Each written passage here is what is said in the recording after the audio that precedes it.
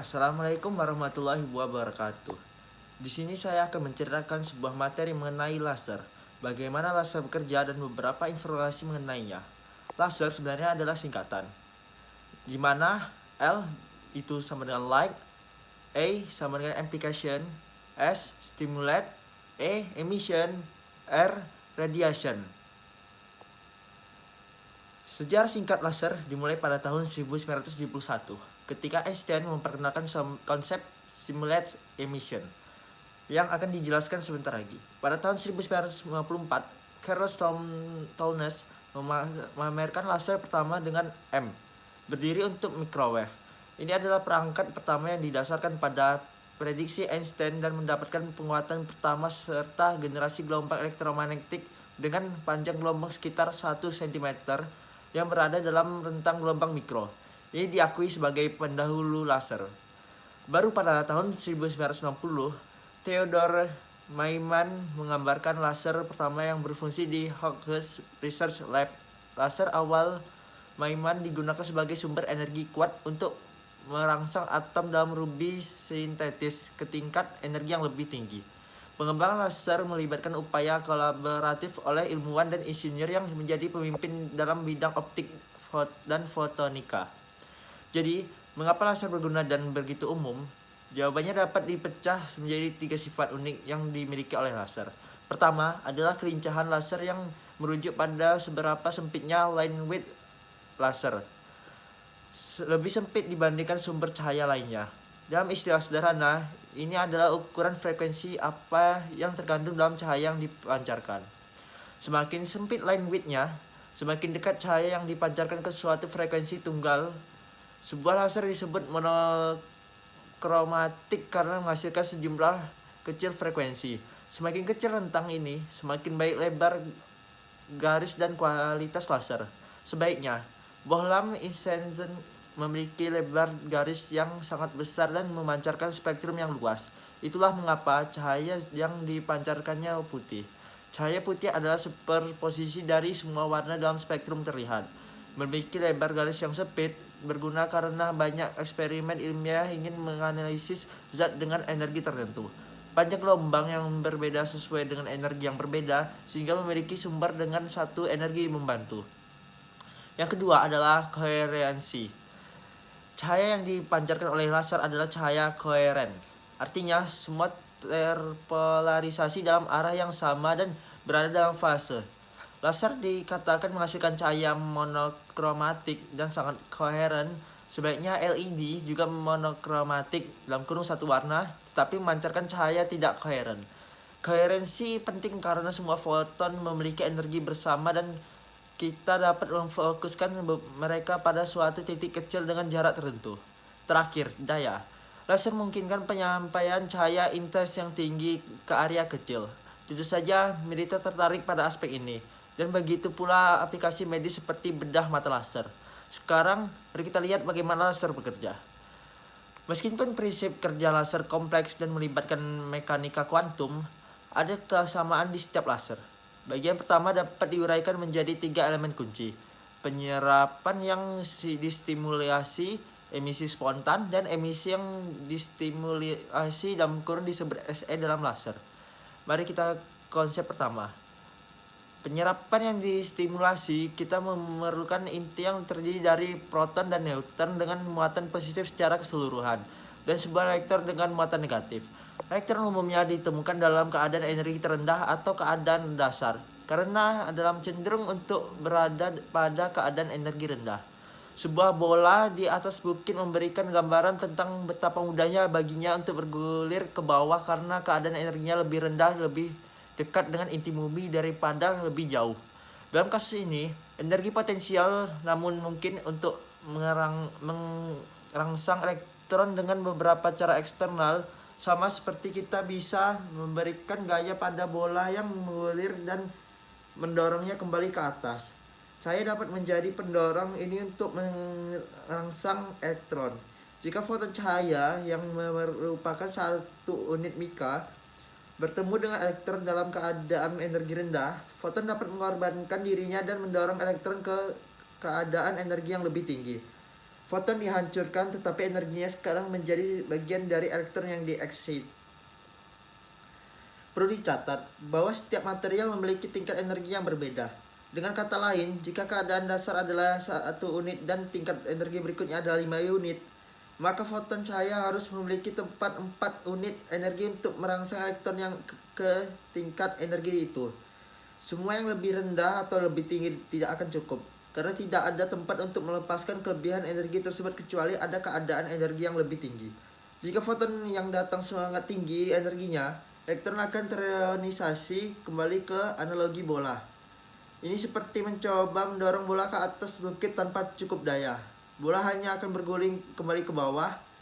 Terlalu banyak daya dan bola akan berguling ke sisi lain atau bahkan diluncurkan keluar angkasa.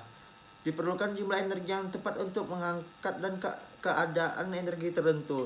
Proses ini disebut penyerapan yang distimulasi, karena kita merangsang elektron dan ia menyerap energi foton. Mekanisme berikut adalah emisi spontan. Sekarang kita memiliki elektron yang di-excite.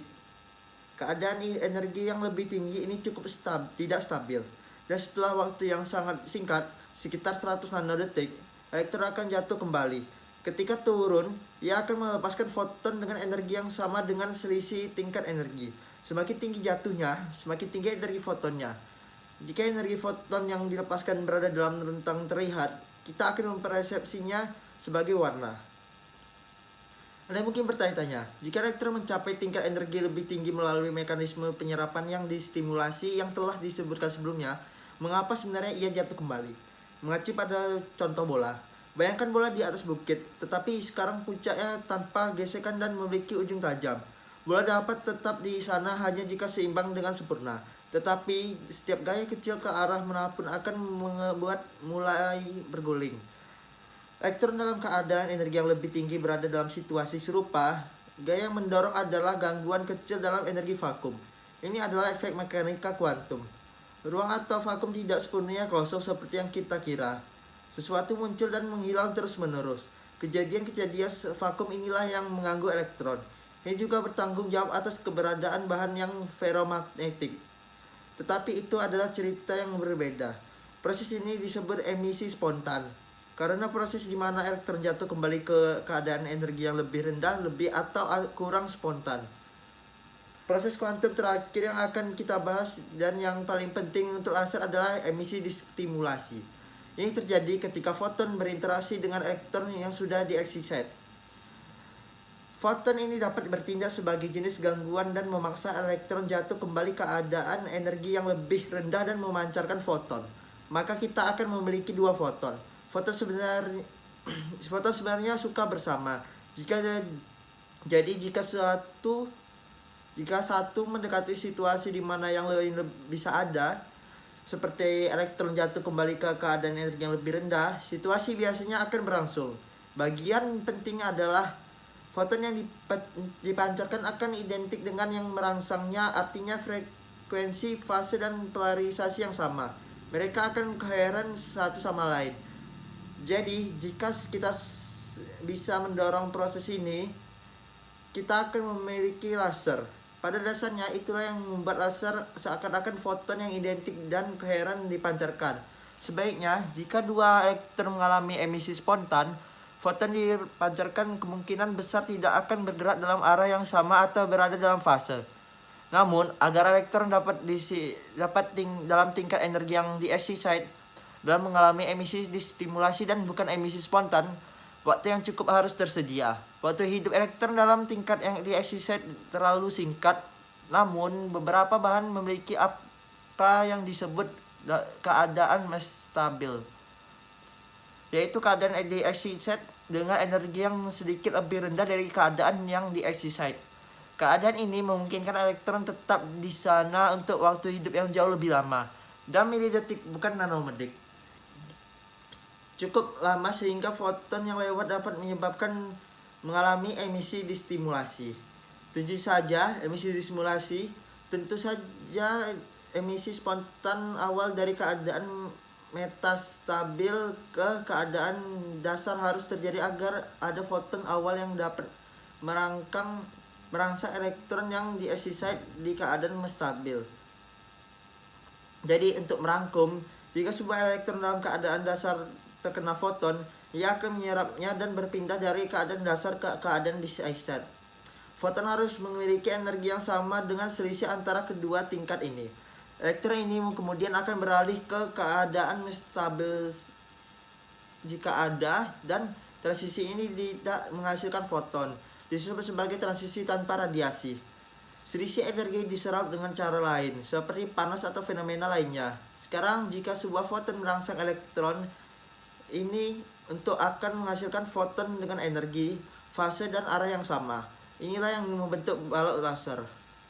Perlu dicatat bahwa foton yang mendorong elektron dari keadaan dasar ke keadaan excited memiliki energi yang berbeda dari foton yang dipancarkan oleh laser. Hal ini karena perbedaan energi antara keadaan dasar dan keadaan di excited berbeda dengan perbedaan antara keadaan metastabil dan keadaan dasar. Foton memompa selalu memiliki energi yang lebih tinggi daripada foton yang dipancarkan oleh laser. Jelas bahwa ini kita ingin banyak elektron dalam keadaan metastabil, lebih banyak daripada keadaan dasar. Agar terjadi emisi distimulasi, diperlukan sesuatu yang disebut penciptakan inversi populasi. Jika kita hanya memiliki dua tingkat, jika akan mencapai titik jenuh di mana 50% adalah elektron tereksit dan 50% tidak, karena elektron yang tereksit spontan terlalu cepat. Secara praktis, medium kita menjadi transparan terhadap foton.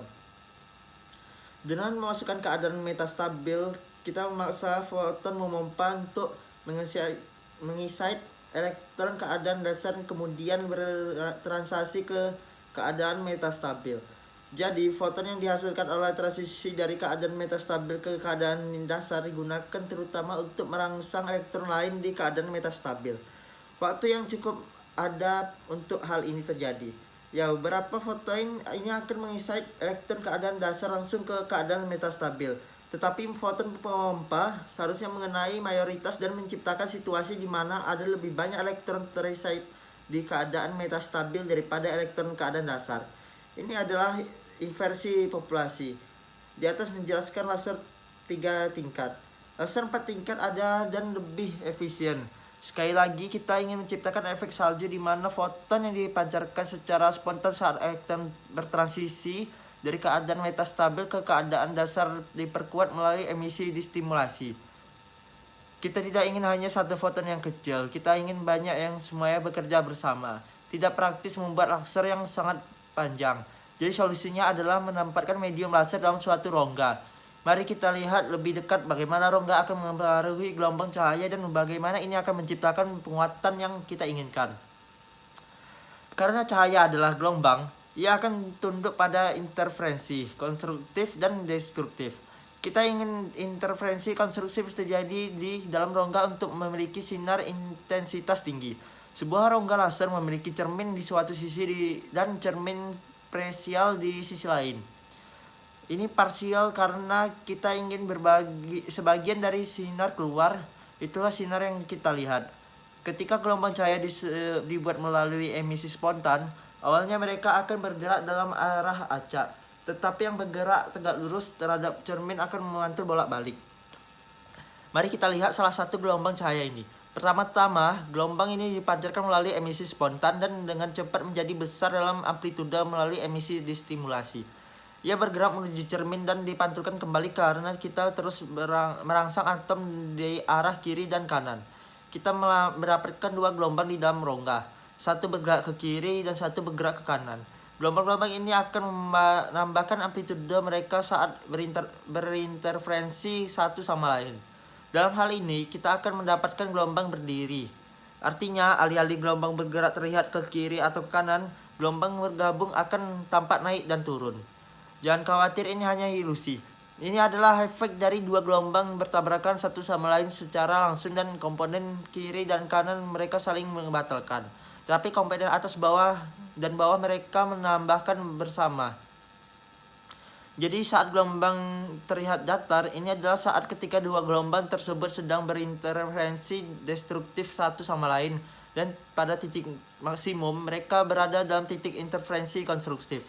Berikut adalah beberapa contoh gelombang berdiri di dalam rongga yang meresonansi. Resonansi hanyalah istilah mewah untuk memiliki gelombang-gelombang ini berada dalam keadaan di mana gelombang berdiri dihasilkan. Satu mode adalah saat N sama dengan 1, mode N sama dengan 2 adalah mode lainnya, dan seterusnya. Apakah ada kebersamaan yang akan memberi tahu kita apa? Ada mode yang dapat ada dalam rongga. Tentu saja di bagian kiri adalah frekuensi yang ada dalam rongga. N adalah mode yang selalu merupakan bilangan bulat.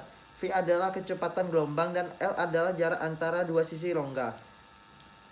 Kecepatan dalam persamaan kita adalah kecepatan cahaya dalam kurung C, yaitu 300.000 km per detik. L hanyalah jarak antara cermin. Seperti perjalanan dari kiri rongga sekarang akan berinterferensi dengan cahaya yang berbagian dari kanan. Jadi sekali lagi, kita memiliki mode yang mungkin di mana cahaya dapat menghasilkan gelombang terdiri dan resonansi balok. Tidak semua frekuensi dapat ada dalam rongga, tetapi banyak yang dapat. Mari kita jelaskan bahwa gelombang terdiri yang dihasilkan adalah koleksi triliunan dan triliunan gelombang cahaya yang menemukan bekerja bersama. Dan rongga memungkinkan mereka terus saling memperkuat. Mereka keheren satu sama lain. Ingatlah bahwa ini adalah salah satu alasan besar mengapa kita peduli tentang laser. Jika kita tidak memiliki sinergi di antara gelombang cahaya, kita hanya akan memiliki LED yang tidak menarik. Saya yakin Anda tidak dapat membuat topi Anda menjadi gila dengan LED merah. Ya, mungkin bisa, tapi Anda mengerti maksud saya. Pertanyaannya, frekuensi apa yang diizinkan untuk ada dalam rongga menuju laser merah? Jawabannya, penunjuk laser merah murah memiliki panjang rongga sekitar 1 mm dan kecepatan cahaya adalah C, 300 juta meter per detik. Dengan memasukkan nilai-nilai ini ke dalam persamaan kita akan mendapatkan selisih antara frekuensi yang diizinkan sekitar 150 GHz. Sekarang cahaya merah memiliki frekuensi sekitar 400,05 THz yang sesuai dengan nilai N 2667. Ingatlah bahwa N harus menjadi bilangan bulat. Jadi jika 400,05 THz adalah frekuensi yang diizinkan, maka yang berikutnya akan terjadi saat N sama dengan 2668 yang merupakan frekuensi 400,2 THz. Kita bisa merencanakan semua frekuensi yang diizinkan seperti kita ketahui 150 GHz akan memisahkan mereka. Plotnya akan terlihat seperti ini, di mana kita memiliki N dengan 2667 dan frekuensi yang sesuai sebesar 400,05 THz, kemudian 2668, 2669 dan seterusnya. Ini adalah frekuensi yang diizinkan untuk beresonansi dalam rongga laser ini. Jadi jika Anda ingin laser Anda untuk memiliki frekuensi 401 THz, Anda pertama-tama harus mengubah panjang rongga agar ini diizinkan, karena ini tidak mungkin dalam rongga laser merah ini. Sekitar 2600 frekuensi dalam spektrum terlihat akan dapat beresonansi dalam rongga laser merah ini. Sekarang ada sedikit lebih banyak cerita tentang garis frekuensi yang diizinkan. Kita telah mengasumsikan bahwa cermin adalah sempurna, yang praktis tidak mungkin. Sempurnaan cermin dan variasi kecil lainnya menambah ketebalan pada garis frekuensi. Frekuensi yang diizinkan sebenarnya dalam rongga laser terlihat seperti ini. Lagi-lagi ini karena ketidaksempurnaan. Potongan terakhir dari teka-teki ini adalah untuk menyebutkan medium penguatan itu sendiri. Medium penguatan hanyalah materi yang kita gunakan untuk laser kita.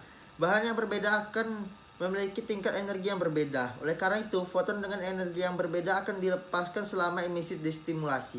Sebagai contoh, bahan yang berbeda akan perlu digunakan untuk membuat laser biru daripada laser merah karena tingkat energi dalam satu materi bersifat diskrit. Seseorang mungkin berpikir bahwa tempat satu frekuensi akan dipancarkan dari laser, tetapi hanya jika ini juga frekuensi yang diizinkan dalam rongga laser kita. Kami dapat menempatkan ide-ide ini pada grafik ini. Kami mengasumsikan di sini bahwa foton yang dipancarkan secara distimulasi adalah frekuensi yang diizinkan dalam rongga. Namun ada banyak lagi dalam cerita ini frekuensi yang dipancarkan keluar dari laser sebenarnya ini memiliki bentuk seperti ini. Ini sempat disebut singkat di awal video ini membahas garis frekuensi.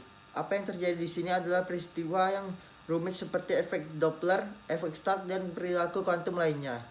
Intinya, meskipun medium penguatan mengeluarkan rancangan kecil frekuensi dan memiliki kurva penguatan ini, itu masih sangat sempit dan dikatakan monokromatik meskipun tidak sepenuhnya.